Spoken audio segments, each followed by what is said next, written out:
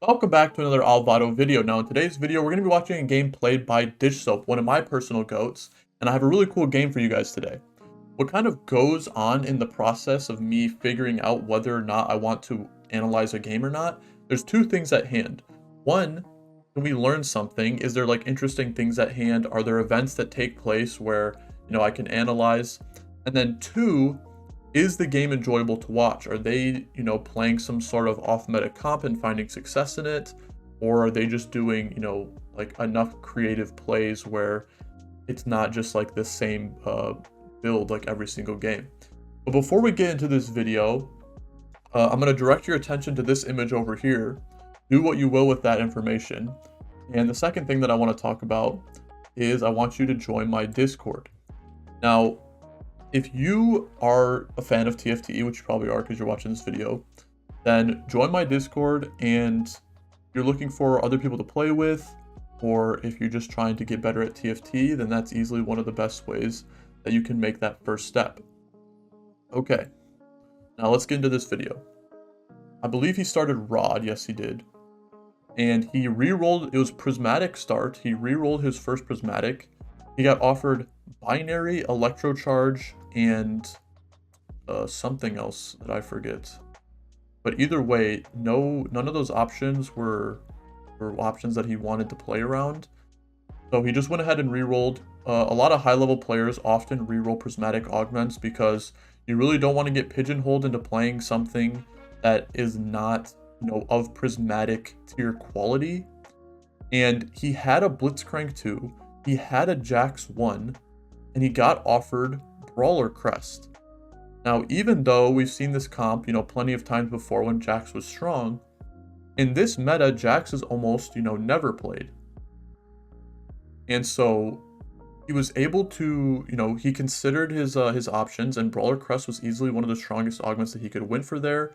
You can see he has 4 Brawler in. He had 4 Brawler in on 2-1. And, 4 Brawler is a really strong trait, especially in stage 2. He gets a Riven for free, which is what gave him 4 Brawler. He's able to get this redemption, and he has, solid tank items, solid AP items. It makes sense for him to be playing around this type of comp. It's really beneficial to keep track of, everyone's augments in the game so that you understand how to play around them better. And he actually scouts this guy who had a Radiant Guard Breaker. He takes note of that because since he's pretty committed to playing vertical brawlers in this spot, he knows that Riven provides a shield, Vi provides a shield, and Lee Sin provides a shield. There's going to be a good chance that he's going to struggle against beating that guy later on in the game. Now, how does that influence your decision making? Not by much. Like, there's not really much that he can do about it, but, he's just taking note of it. And maybe, like, a situation where he can, like, try to play around it arises. You can see here he put this Rel in, and he values the 2 Defender more than 5 Brawler, but the thing is that he values making this Econ threshold more than that.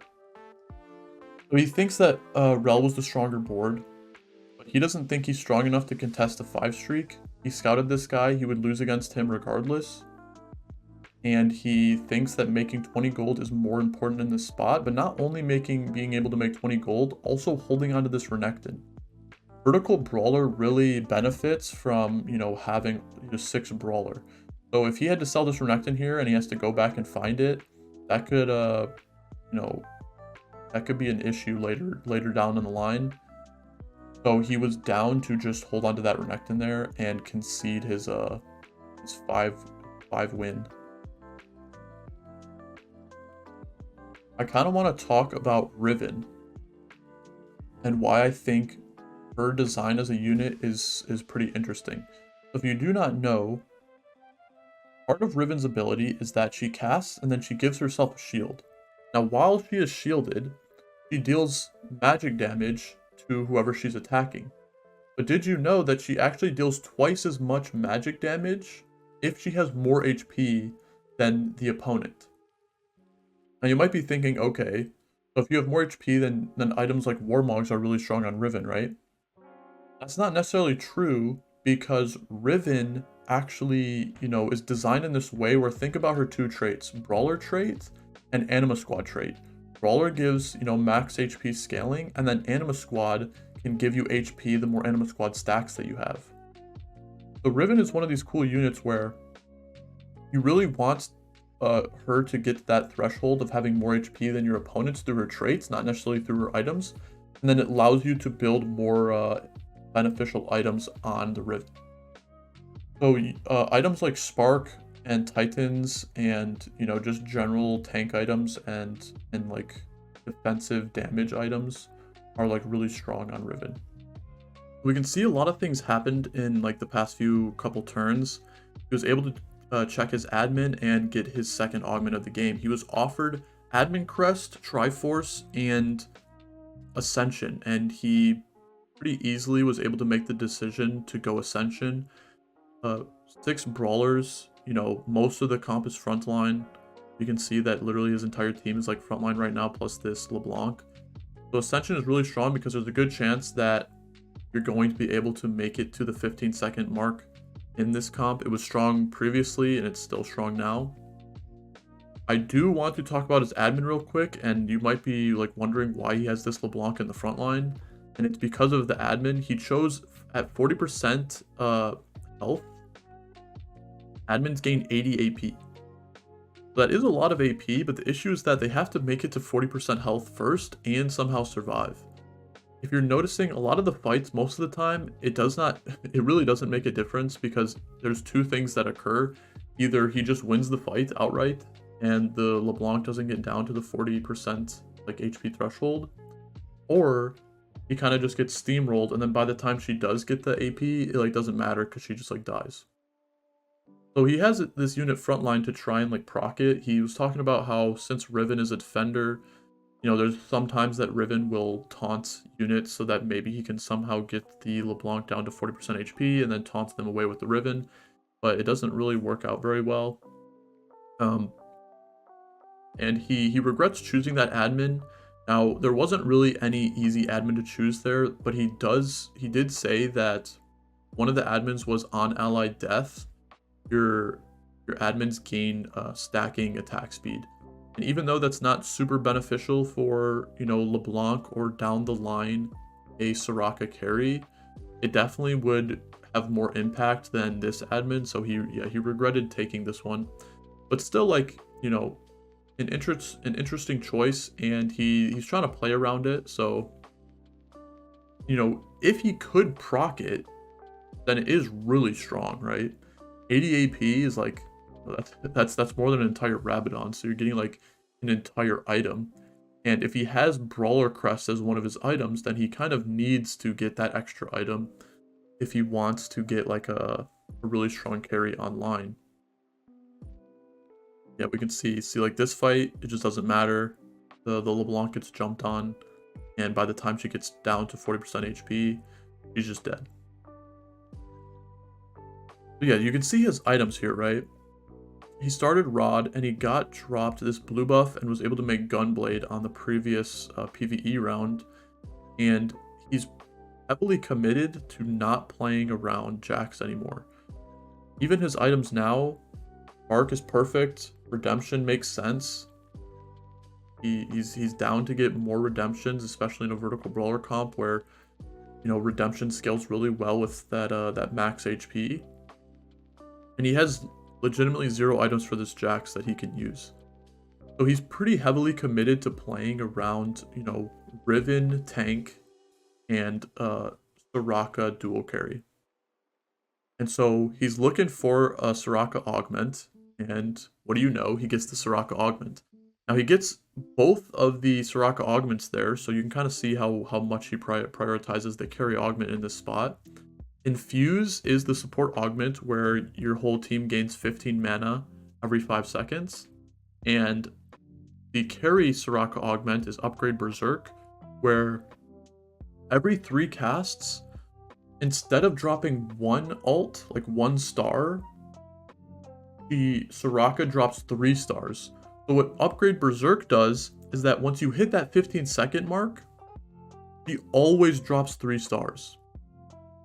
So what has to happen is she casts 1 time, drops a regular star, casts 2 times, drops a regular star, And on the third cast, she always drops 3 stars, so it hits like three opponents. But you get to that 15-second mark in the fight, she's always dropping 3 stars. So you can imagine, you know, a 6 brawler frontline with Ascension, with Upgrade Berserk. You know, he's really making use out of this Soraka. Like his augments and his team composition are working, you know, really well together here. They synergize pretty effectively. And if you're curious about why he's putting this brawler spat on the Soraka actually heals every single time she casts, and that heal is % max HP healing. It used to be 10%. She got nerfed and it's now at 8%. So, but the thing is that imagine she doesn't have this brawler crest on her, then, you know, if she has like 1000 HP and she's healing 8% of that, that's like 80 HP. But with the brawler crest, you know, she can start getting HP in the numbers of like 3k, and instead of getting 80 HP for every single cast, she's healing up 240 HP. The Brawler Crest is actually extremely valuable. It's kind of like a makeshift like healing item. And I know it's hard to see in these like fast fights, but what happens is that, you know, she sends out an orb, and then, or she sends down a star, and then an orb goes out, and then it like comes back to her, and then when she collects the orb, that's when she gets the healing. It doesn't actually sync up with her cast, so it's kind of hard to see sometimes, but yeah. Yeah, he still doesn't have Lee Sin in. He really wanted, he needs, he's trying to play 8 brawlers, but you can see that he has this Renekton that he saved from super early on in the game, but he wasn't able to, he still hasn't been able to find a Lee Sin yet. He really wants to play a brawler, but he just doesn't have it. He's able to find an Urgot and a Bel'Veth 2 after rolling some gold on going level 8 on 4-5. We can see he's able to get the Soraka too, so he's, you know, he's pretty strong. His board, currently 6 brawler, 2 threat. Bel'Veth is just like a really strong splashable unit, and he found a Bel'Veth 2 on his roll down, so he's down to just throw that in his comp. He had a Fiddlesticks earlier. He actually replaced the Fiddlesticks with the Urgot, and so this also is like a pretty decent lesson. I know he just sold both the units anyways because he was able to find a brawler, but he prioritized Urgot over Fiddlesticks because look at his board. Literally 7 out of 8 of these units are frontline units. Fiddlesticks is one of those units that helps you like stall and, you know, really is beneficial in spots where you need frontline, because you can always depend on Fiddlesticks to cast and give you those extra few seconds, because he's going to become invulnerable, he's going to jump, and he's going to go towards, you know, the biggest clump of units, and then he's going to CC them all.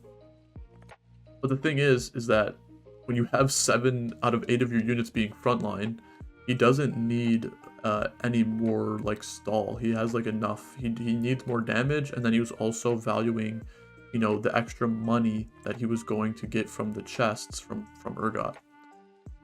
So, you know, there's some decision making to be had.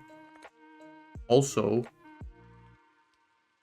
he's in this spot where you can see that he sold a Bel'Veth 2 and an Urgot 1 to play a Lee Sin 1 and a Renekton 2, and you might be thinking, okay, that's like ridiculous, but the 8 brawler buff really is a massive buff, and if you're, you know, you're buffing your entire team with that, and you really need heart in the comp. Heart is like very valuable in this Soraka comp. You know, she's casting so often. Every single time she's casting, she gives the entire team 4 AP. So even though he doesn't have a damage item, you know, part of the damage is in, you know, the heart, part of the damage is in the Ascension, and part of the damage is in the Upgrade Berserk. So even without a single damage item, he's able to make like pretty effective use of this Soraka build. And then you can also see how he values like the items here. He already has MR Shred and Spark, so he doesn't need that Shiv.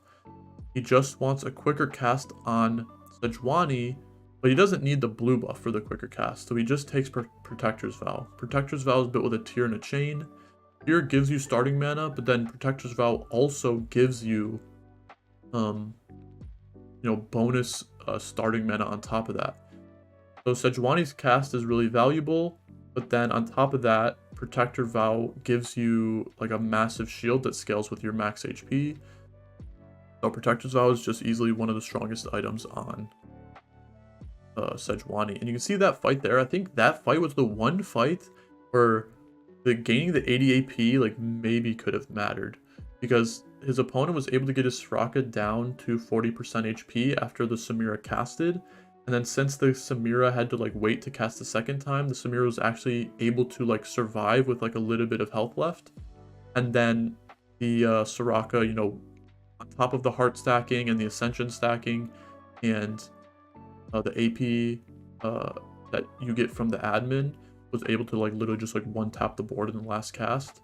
Maybe it mattered, maybe it didn't, I don't know. But either way, he you know, the attack speed on ally death was still, it would still be stronger because it would be just like generally better and probably would make him stronger against like other opponents.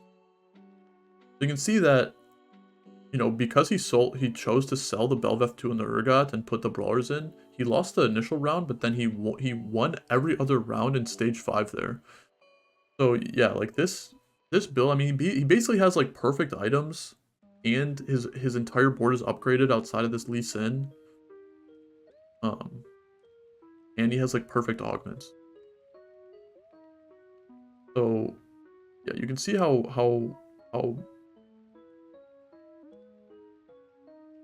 you know, a stall comp like this like really comes together. And when you just have like really strong items and you have a really strong build, then you don't really need to look to make your board any stronger. And he's just using that opportunity to push levels. Now he makes note that the weather was windy. He gets he goes to level 8 and he's rolling for literally just this Janna, so that he can really make this Soraka like a literal demon in the end game, or like in overtime. And then he positions for, you know, one of the opponents that he could be facing. He was able to Zephyr him. He's thinking about literally everything. And we can now see that we're in a top 3 situation.